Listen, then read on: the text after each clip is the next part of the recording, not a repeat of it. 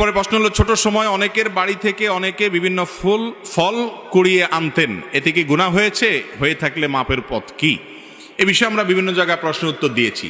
এই আকামটা, এই চুরিটা মোটামুটি সবার জীবনে, বেশিরভাগ মানুষের জীবনে কম বেশ হয়।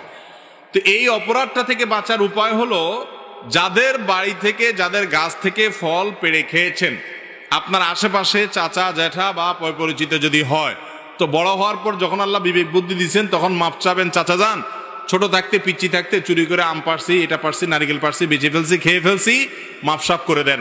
কেউ এটা আটকে রাখার কথা না। আপনি মাপ চাইলে কি করবে? মাফ করে দিবে ইনশাল্লাহ, মাপ চেয়ে নিবেন। আর যদি তাদেরকে পাওয়া না যায়, বা কতজনের কাছ থেকে খেয়েছি কোনো হিসাব নাই, বেহিসাবে চুরি করেছেন, এরকম যদি হয়, তাহলে একটা ফিগার আনুমানিক 500, 1000, 2000, 3000, এর বেশি হবে না, সবগুলো মিলায় দাম, এটা আল্লাহ রাস্তা দান করে দিবেন ওই ব্যক্তিদের পক্ষ থেকে যাদেরকে খুঁজে বের করা সম্ভব না। কিন্তু দিতে হবে, কারণ দায় মুক্ত আপনাকে হওয়া লাগবে।